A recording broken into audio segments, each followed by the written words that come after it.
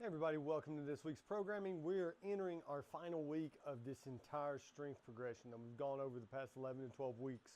I know this has been very challenging. I know it's been super long, longer than a lot of the other strength programs we've done in, but I think a lot of you are going to find that the level of strength that you've developed over this is going to translate well into whenever we start our next, to whenever we soon start into our next progression leading up to the Open. That's going to be the end of February, beginning of March, I believe, is when the Open is. So that gives us another 12 weeks, maybe a little bit longer, to really start developing some more skills, transferring this strength we've got over into the Olympic lifts, and start doing a little bit more CrossFit conditioning or Metcon metabolic conditioning, preparing for the upcoming season.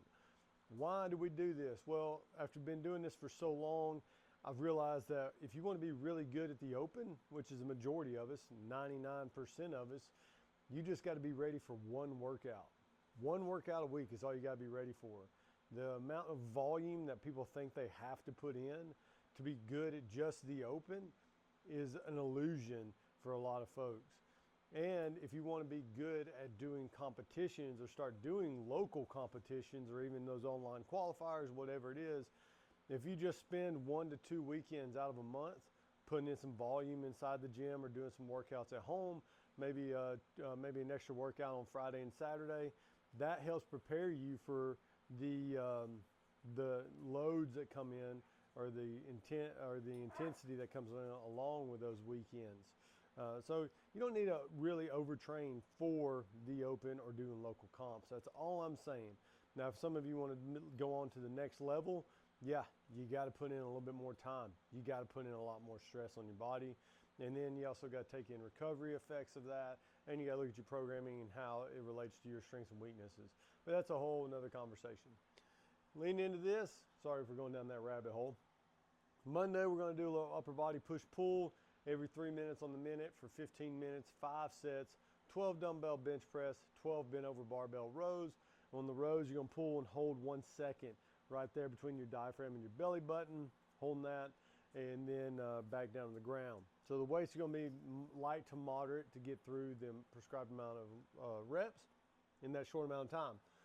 Then after that, you got a fun conditioning piece. This will take anywhere from 22 to maybe 30 minutes depending on what you choose to do for this, but you got 3 sets. You're going to do 250 200 meter row, 6 burpee pull-ups, 250 200 meter row again.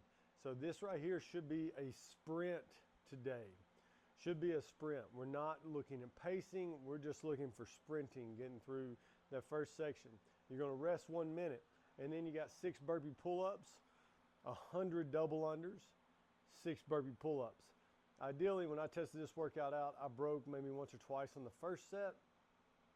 I was still right around that 1 minute time frame on that for part B of this workout, or for the second part of this interval.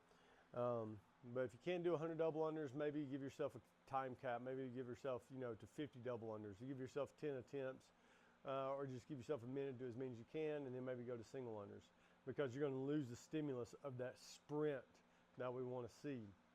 And then after you get done with your 6 burpee pull-ups here, you're going to rest 3 minutes. So once again, 3 sets, sprinting through 250 200 meter row, 6 burpee pull-ups, 250 200 meter row, rest 1 minute, and then 6 burpee pull-ups, 100 double unders, and 6 burpee pull-ups, and then rest 3 minutes. Overall, I think my time was 23.5 minutes to get through. Each round took about 550 to 557 to get done, depending on how well I did on the double unders.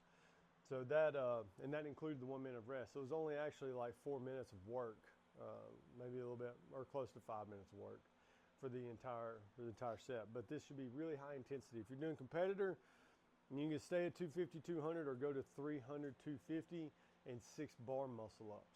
Now, if you do 6 bar muscle ups unbroken, those are actually faster than doing 6 burpee pull-ups. So that's, you're going to give and take some time out of that. Tuesday, that's our back squat day.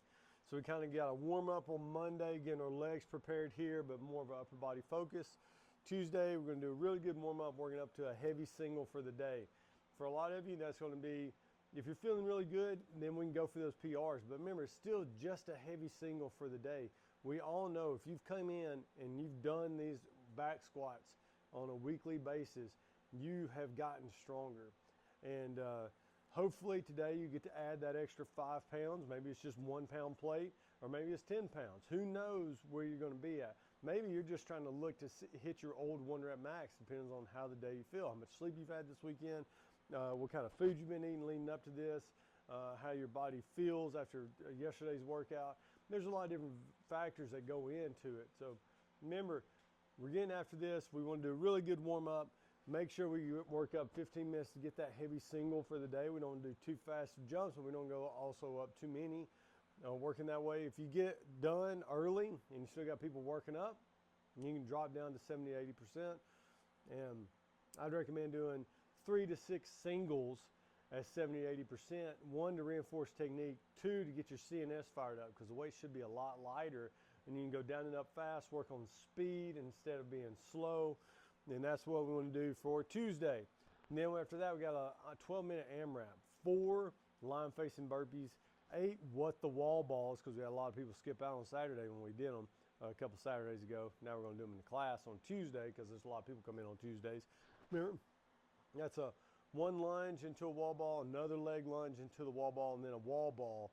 That's 1 rep for those. So you got 8 of those. So essentially you're doing 24 lunges or squats for each set. And then you got 16 alternating box step-ups. I didn't put any weights down. One, our legs going to be pretty fatigued from the back squats, but if you want a little extra work on the legs, you can add a dumbbell on those alternating box step-ups. That's just up to you, what you want to do. Then we got some accessory work of dumbbell RDLs and half kneeling pile-off presses. Wednesday, we got a good conditioning piece. Got extended Helen. We've done Helen before. There's one workout that we do. It's kind of like a staple. It's 6 rounds of Helen every 3 or 4 minutes for 18 minutes. I love that workout. Great conditioning piece. But today we're going to do 5 rounds of Helen 4 time. 400-meter run, 21 kettlebell swings, 12 pull-ups. We're going to scale up. It'll be 70 and 53-pound kettlebells, and then chest-to-bar pull-ups. And then after that, we got some core work. Side planks with a dumbbell rotation, and then a med ball slam into a lateral rotation throw. Thursday, we got a long EMOM with short, quick, powerful bursts again, similar to what we did on Monday. EMOM 30 minutes, 18, 14 count bike. We want to make this bike, you want to push this bike intensity in that 1 minute range. So some of you might want to scale up to 21 and 15 calories instead of 18 and 14 calories. And then you got 8 power snatches. Now today for the power snatches, I'm gonna let you all choose your loading. So 8 reps times that by 5, that puts you around 40. So in the ideal world, if you're going from a strength conditioning aspect of it, you're looking at 60 to 65% of your 1 rep max. Now a lot of us, what makes good CrossFitters is that we're able to work out at a higher percentage to our 1 rep max than the pure Olympic lifter. So you could choose that today. Generally about 60, 65% is a good starting point. If you want to add some weight on there, you're more than welcome to add some weight. Then we got minute 3, you're going to rest. And then 4, we got 3 and 2 rope climbs. We can add in some legless there for the competitors. And then for number 5, max box jump overs. And then for the 6th minute, you get to rest. So we're going from a whole body conditioning piece to another whole body conditioning piece, but a lot of this is going to be legs, depending on how well you can power snatch and use your legs on those, but just pushing the pace on the bike. And then those good power snatches in at a moderate to heavy load. And then you got your 3 and 2 rope climbs, a whole body pull, getting up the rope into a hard explosive movement on the boxes after that with some rest. You're going to do that for 5 sets. Friday, we got our push press for a heavy single for the day. Same principles apply than what we did on Tuesday's back squats. It's a heavy single for that day. Some of you go from the squat rack. Some of you go from the floor. Like I said, it's been every time I've been coaching, they're like, what do we do? Go what's best for you. For me, I know I'm in a better position when I power clean the bar up to my shoulders than I am getting it out of the squat rack. If you're like Caleb, 325-pound push press out of the squat rack, and you know power cleaning that up just takes up too much energy, Yeah, go from the squat rack. And there's no right or wrong on this. It's just doing what's best for you to get you in the best position to succeed. How about that? Then if you hit that within time cap and you want to do some singles, then do some singles as well. Then after this, we got a tough one today. 21, 18, 15, 12, 9, 6, 3. Row calories, dumbbell thrusters. I got the dumbbell thrusters down to 35 and 20. Why? Because I want you to try to go unbroken as much as possible. Take your time on the row, nice steady pace. Get those thrusters. Really putting in some work on those thrusters and trying to get those big sets in. That's what we want to do for today's workout. I know I said we're going to be starting to add in some Metcons here and there. We're starting to add them in, have fun with it, enjoy it. And then we got some accessory work after that. And then Saturday, we're getting the bike out again for those that might have missed it on Thursday. It's going to be a team workout. We got a new movement in there that we haven't done in the gym, but I've been wanting to do it. I've seen gyms do it around, and I was like, that'd be cool for us to do it as well. 4 time, you're doing 50, 40, 30, 20, 10 males on the bike, and then I got some female calories on there. And then you got 50, 40, 30, 20, 10 of deadlifts. So you do 50 cal bike, 50 deadlifts, and then 50 burpee box get overs.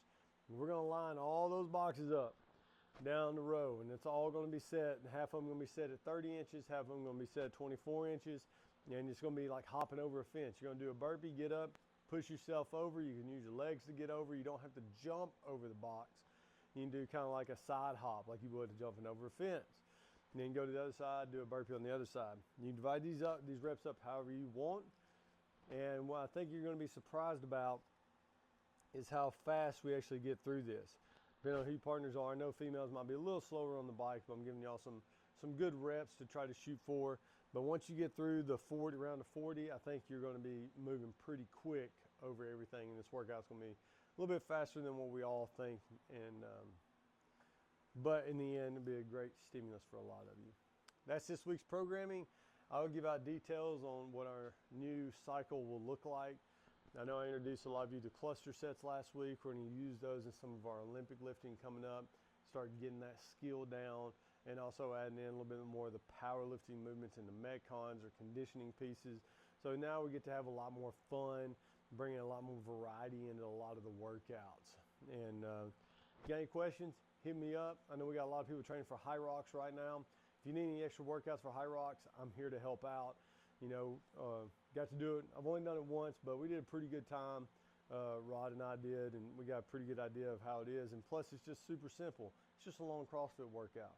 If you really want to get better at Hyrox, do some interval training, some longer interval training on the running, and then obviously just get freshened up on some of the skills like the wall ball or maybe the prowler push, and put some time in on the ski erg as well. But other than that, though, it's a fairly simple workout. It's just going at a moderate pace for as long as you can until the very end. Anyways, you have a great week. See your names on the leaderboard.